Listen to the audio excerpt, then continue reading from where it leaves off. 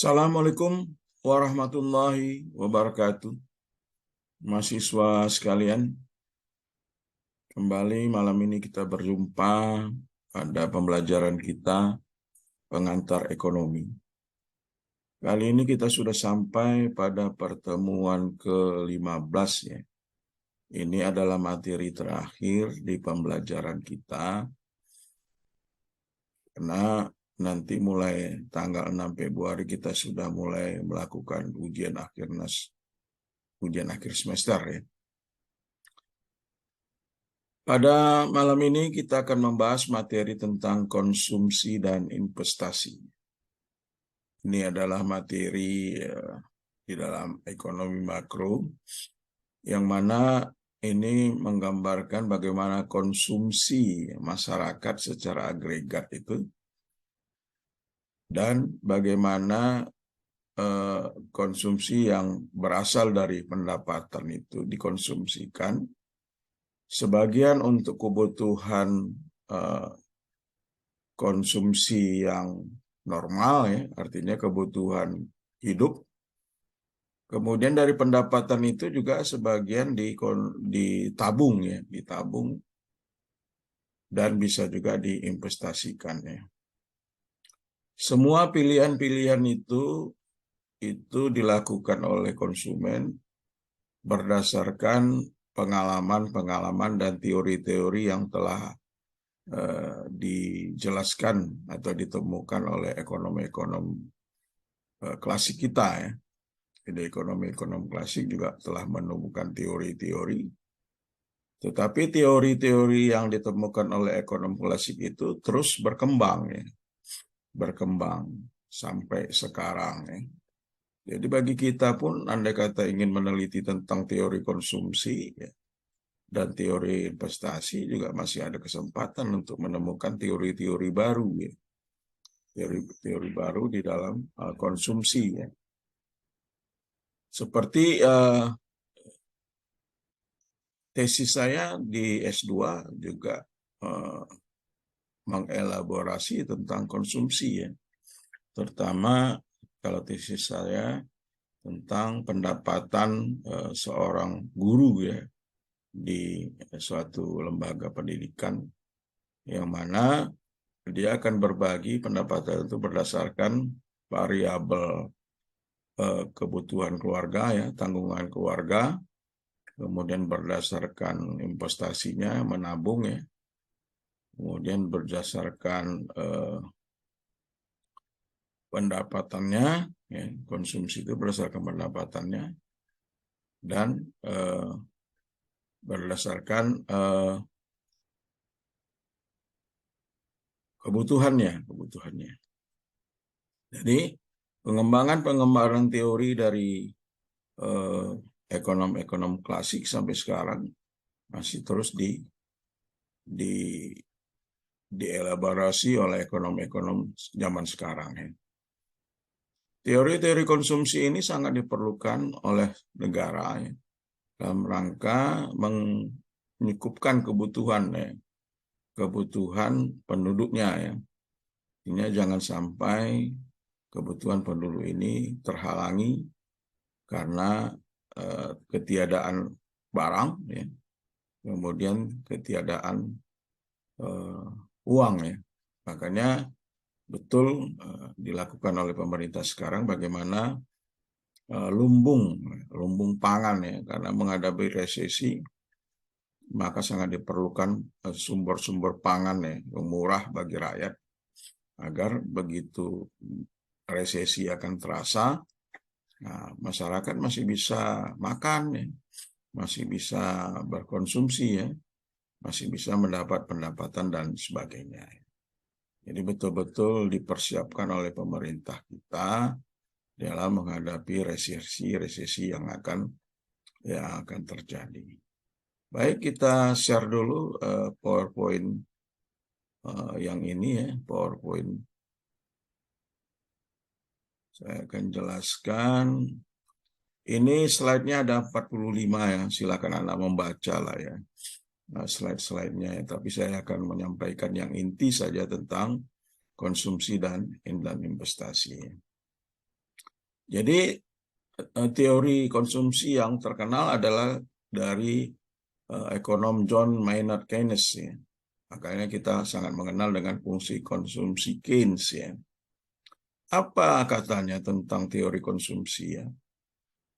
Jadi fungsi konsumsi adalah pusat dari teori fluktuasi ekonomi Keynes yang termuat di dalam bukunya The General Theory. Ini cukup lama, di tahun 1936 ya. Malah jauh sebelum kita merdeka, kita menyatakan kemerdekaan Indonesia. Jadi Keynes menduga bahwa kecenderungan mengkonsumsi marginal atau marginal propensity consume dari setiap dolar tambahan adalah antara 0 dan 1 ya. Jadi ia mengklaim hukum fundamental, yaitu dari tiap $1 pendapatan orang itu akan mengkonsumsinya sebagian dan menabungnya sebagian. Jadi setiap $1 pendapatan konsumen pasti dia akan mengkonsumsi misalnya 50% untuk kebutuhan hidupnya ya, dan sebagian untuk diinvestasikannya ya, atau ditabungnya untuk kehidupan masa depan. Keynes juga menyatakan kecenderungan mengkonsumsi rata-rata atau average propensity to consume, rasio konsumsi terhadap pendapatan itu akan menurun ketika pendapatan naik. Malah dia menyatakan bahwa konsumsi kebutuhan hidupnya itu akan menurun apabila pendapatannya naik. Jadi lebih banyak mereka itu menabung untuk kebutuhan hidupnya masa depan daripada dia mengkonsumsi kebutuhan hidupnya ya. Jadi artinya kebutuhan hidupnya bisa dia kurangi ya, daripada dia habiskan ya.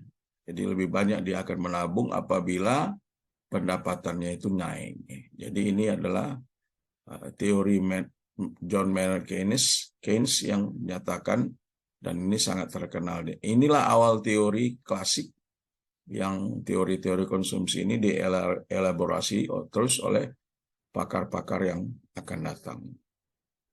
Jadi Keynes juga menyatakan bahwa pendapatan adalah penentu utama konsumsi. Sedangkan nilai bunga ya, dari investasi itu, Keynes menganggap itu tidak memiliki peran yang penting. Ini adalah kecenderungan average propensity consume rata-rata ya. Jadi fungsi konsumsi menunjukkan 3 sifat yang Keynes duga ya. Pertama adalah kecenderungan mengkonsumsi marginal ya, antara 0 dan 1. Kedua, kecenderungan mengkonsumsi rata-rata akan turun apabila pendapatan meningkatnya. Ketiga adalah konsumsi ditentukan oleh pendapatan pada saat ini.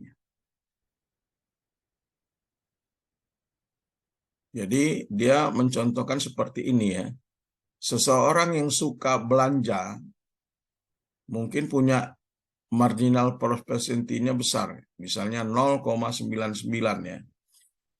Ini berarti setiap $1 pertambahan pendapatannya yang setelah dikurangi pajak, ia akan belanjakan 0,99%. Nah, jadi ini adalah mengukur perubahan dalam satu variabel konsumsi terhadap perubahan variabel lainnya pendapatan. Jadi inilah kecenderungan konsumsi marginal masyarakat. Jadi setiap pertambahan $1 dia akan mengkonsumsi cuma $99 saja. Sisanya 0,1 dia akan investasikan atau dia tabung untuk masa depannya. Kemudian teori Keynes ini dielaborasi oleh yang namanya Kuznets ya. Dia menyebut ada teka-teki konsumsi ya. Jadi setelah Perang Dunia Kedua, berdasarkan fungsi ekonomi Keynes memprediksi ekonomi akan mengalami stagnasi sekular namanya. Jadi depresi yang panjang berdurasi tanpa batas, kecuali pemerintah menggunakan kebijakan fiskal untuk mendorong permintaan agregatnya. Jadi membuat kebijakan supaya nilai permintaan atau nilai belanja itu masyarakat itu meningkatnya. Ternyata akhir perang tidak membawa Amerika, ya, contohnya Amerika ke dalam depresi lainnya, tapi menyatakan dugaan Keynes ya, bahwa kecenderungan mengkonsumsi rata-rata akan turun ketika pendapatan naik itu nampaknya tidak berlaku ya. Jadi teori Keynes ini tidak berlaku apabila pendapatan naik, ternyata kecenderungan mengkonsumsi rata-rata itu turun, itu menurut Kuznets itu tidak tidak terasa ya, tidak berlaku ya. Sehingga akhirnya teori Keynes ini dipertanyakan ya. Jadi kegagalan hipotesis stagnasi sekuler itu atau penemuan Keynes itu mengindikasikan kecenderungan mengkonsumsi rata-rata hampir konstan ya. Jadi dia bukannya pendapatan itu naik, konsumsi itu turun menurut Kuznets ya, tetapi itu konstan sepanjang waktu ya. Jadi itu yang temuan Kuznets atas elaborasinya terhadap teori konsumsi Keynes ya. Jadi kalau Keynes tadi pendapatan naik pasti konsumsi menurun ya. Ternyata menurut teori Kuznets tidak, itu akan tetap sepanjang waktu ya. Kemudian muncul lagi Irving Fisher ya. Irving Fisher mengembangkan model yang lebih rasional lagi ya. Jadi dia memperhitungkan waktu ya antara satu periode dengan periode berikutnya ya. Jadi bisa saja orang punya pendapatan sekarang banyak dikonsumsinya, kemudian sebagian diinvestasikannya. Tetapi bisa saja dia mengkonsumsi pada tahun ini lebih sedikit. Dia banyak menabung untuk masa depannya ya. Jadi ini kan sekarang kan begitu ya. Kita tidak semuanya kita belanjakan untuk kebutuhan hidup kita ya. Pasti akan kita tabung untuk menghadapi masa-masa sulit dari pendapatan kita. Maka Irving Fisher itu menambahkan variabel antar waktu di dalam teorinya ya. Dalam teorinya. Jadi orang akan cenderung membatasi konsumsinya pada masa kini untuk dia bisa menabung untuk kehidupannya pada masa yang akan datang. Jadi semuanya itu bergantung pada anggaran pendapatan ya. Jadi tergantung pada garis anggaran pendapatan atau batas anggaran pendapatan yang bisa memotong secara vertikal maupun secara horizontal tentang kita mengkonsumsi ya, mengkonsumsi. Kemudian ada lagi ini nggak usah, ini Anda baca saja, kalau tidak jelas nanti silakan bertanya ya di media learning kita ya. Lalu muncul Franco Modigliani ya. Jadi dia mengembangkan hipotesis daur hidup, life scale hypothesis ya. Jadi ada Franco Modigliani, Ando dan Bromberg menggunakan model perilaku. Dia menggunakan model Fisher yang antar waktu tadi ya untuk mempelajari fungsi konsumsi ya. Salah satunya tujuannya adalah mempelajari teka-teki konsumsi yang disampaikan oleh Kuznets ya.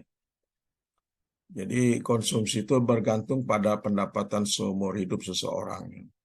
Jadi pendapatan itu akan bervariasi secara sistematis sepanjang orang hidupnya. Jadi tidak semuanya menghabiskan pendapatannya untuk konsumsi, tidak juga menambahnya untuk pendapatannya, investasi ya, atau kebutuhan hidup pada masa datang atau menabung ya namanya. Jadi itu sangat tergantung pada konsumen dan akan berubah ya, akan berubah dari waktu ketika selama konsumen itu hidup ya. Bisa saja tahun ini mereka akan banyak mengkonsumsi, tahun depan dia akan lebih banyak menabung ya misalnya ya. Jadi itu adalah tergantung daur hidup atau life cycle hypothesis. Ini menurut Modigliani ya. Jadi tadi apa istilahnya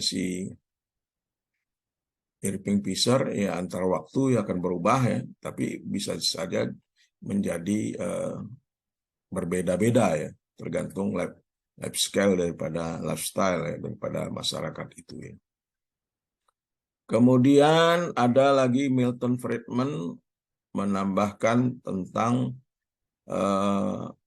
hipotesis pendapatan permanen ya. Jadi ini ya, esensi konsumsi itu adalah proporsional terhadap pendapatan permanen ya.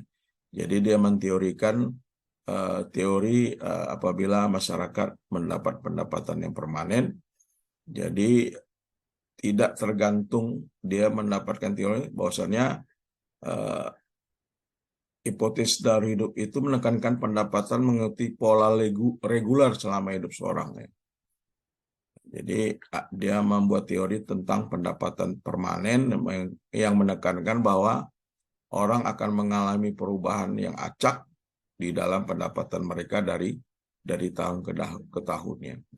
Jadi itu sangat tergantung pada, jadi Friedman menyatakan bahwa pendapatan saat ini sebagai jumlah dari dua komponen, yaitu antara pendapatan yang permanen dan juga ada pendapatan yang sementara. Kemudian ada Robert Hall lagi ya, mengelaborasi dengan teori jalan acaknya. Jadi tergantung bagaimana yang dilakukan oleh konsumen ya. Jadi tidak bisa kita harus pakai teori ini karena insting manusia itu akan berubah-ubah. Jadi keinginan manusia itu akan berubah-ubah, makanya disebut dengan random walk ya. Jadi konsumsi masyarakat itu sangat random sekali ya, sangat random sekali. Kemudian ada David Levson ya. Jadi ini dia menitik beratkan pada titik psikologi ya, karena psikologi masyarakat itu terhadap konsumen itu akan tidak konsisten sepanjang waktu. Pasti akan terjadi perubahan-perubahan. Jadi ya, mungkin dia lebih menekankan pada aspek psikologi daripada konsumennya. Tidak selamanya akan membuat konsumsi permanen, tapi bisa saja satu saat akan lebih banyak menabung dan sebagainya. Itu saja mengenai teori-teori konsumsi yang banyak ditemukan atau oleh ekonom-ekonom kita. Silakan untuk Anda mempelajarinya lebih lanjut. Semuanya itu telah terjadi di masyarakat kita. Teori-teori yang dikemukakan itu telah terjadi dan tergantung bagaimana kebijakan pemerintah menerapkan kebijakan untuk mengamankan pertumbuhan ekonomi negara. Kemudian konsumsi atau pendapatan itu kan tidak semuanya kita habiskan ya. Sebagian ada yang kita investasikan untuk masa depan kita ya. Sehingga dikenallah dengan adanya 3 pengeluaran investasi. Ada namanya investasi tetap bisnis ya. Jadi bisnis itu dengan membeli produk-produk produksi ya. Kemudian bisa investasi di perumahan, properti, dan investasi di persediaannya. Jadi kalau investasi tetap bisnis itu pasti akan memperhitungkan apa produknya, berapa bunganya, dan aturan-aturan pajak itu ya. Jadi ini adalah bagaimana investasi di dalam pembiayaan produksi ya. Pembiayaan produksi atau investasi produksi. Investor nih, misalnya untuk membangun jalan tol, misalnya dia ikut membangun jalan tol, nah juga itu termasuk investasi produksi namanya. Jadi pasti akan mempelajari sebagian pendapatan mereka yang berlebih itu pasti akan diinvestasikan. Jadi investasi tetap bisnis itu pasti akan memperhitungkan tingkat bunga lebih tinggi ya apabila dia lebih berinvestasi. Kemudian akan ada perbaikan teknologi dan kebijakan pajak. Kemudian pada saat booming ya, pada saat booming investasi produksi itu akan meningkatkan marginal propensity capitalnya ya, karena investasi itu adalah bisnis yang sangat menjanjikan ya. Jadi makanya investor itu cenderung dia untuk berinvestasi di produk-produk modal, membuat jalan tol, jembatan, waduk, dan sebagainya. Kemudian ada lagi investasi di perumahan. Ini banyak sekarang ya. Makanya banyak sekarang perusahaan-perusahaan kita mendirikan perusahaan properti ya. Jadi orang membeli rumah bukan sekedar untuk menempatinya saja ya, tetapi juga sebagai lahan investasi ya. Jadi karena apa? Nilai tanah, nilai rumah itu tidak akan turun ya, akan meningkat terus ya. Jadi orang beli rumah sekarang, misalnya yang kedua, rumah kedua, ketiga itu adalah untuk investasi mereka ya. Dan mereka akan mendapatkan keuntungan pada masa yang akan datang. Jadi ringkasan investasi perumahan itu sangat tergantung juga pada tingkat bunga ya, tingkat bunga, kenaikan pajak, dan kondisi booming. Yang terakhir adalah investasi persediaan. Artinya ini berinvestasi untuk menyiapkan atau menyiapkan barang, ya, karena diharapkan pada saat kondisi booming ya, barang itu tersedia ya. Jangan sampai pada saat pada saat permintaan itu berkurang, ya, permintaan berkurang tentunya persediaan kan bertambah tidak berubah ya, atau malah meningkat ya. Jadi tetap ada ya. Misalnya berinvestasi, kalau contohnya kita pada pedagang ya, pedagang pada saat Lebaran ya, mereka akan berinvestasi sekarang untuk kebutuhan masyarakat berlebaran pada yang sebentar lagi akan kita rasakan ya. Jadi jangan sampai barang itu pada saat Lebaran justru tidak ada. Maka mereka berinvestasi persediaan pada kondisi sekarang. Mungkin ini saja penjelasan saya tentang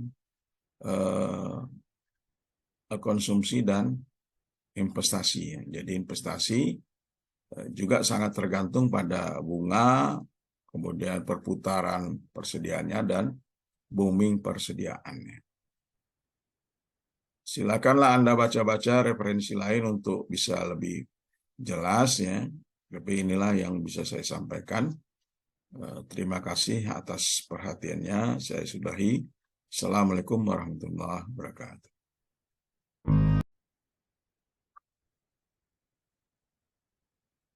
Assalamualaikum warahmatullahi wabarakatuh. Mahasiswa sekalian, selamat malam. Salam sehat selalu buat kita semua.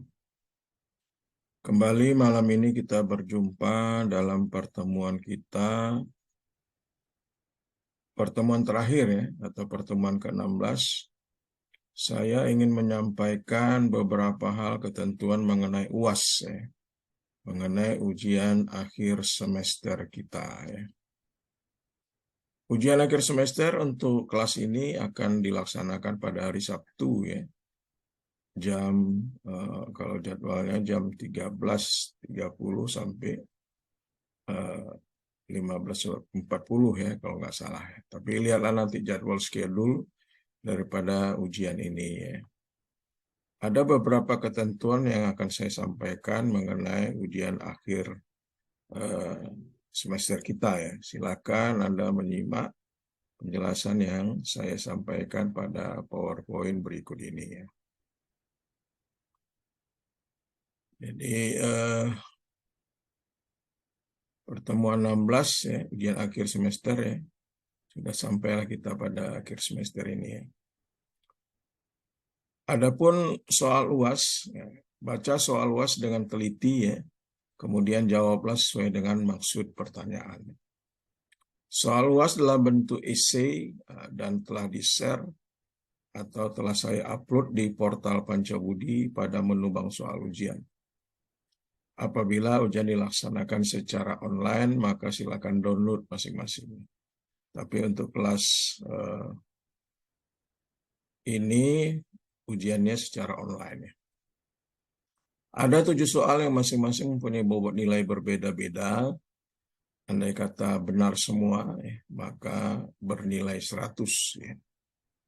Waktu penyelesaian jawaban selama 1 kali 12 jam ya. Saya batasi 1 kali 12 jam. Maka jam terakhir dikirim jawaban itu adalah pada jam 3 pagi ya.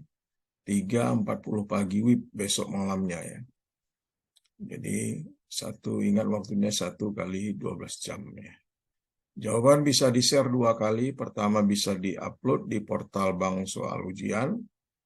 Kemudian bisa juga di-emailkan ya ke wilchan_robain@dosen.pancabudi.ac.id ya. Kemudian jawablah ujian ini secara amanah ya, bertanggung jawab ya. Jangan main copy paste dari teman.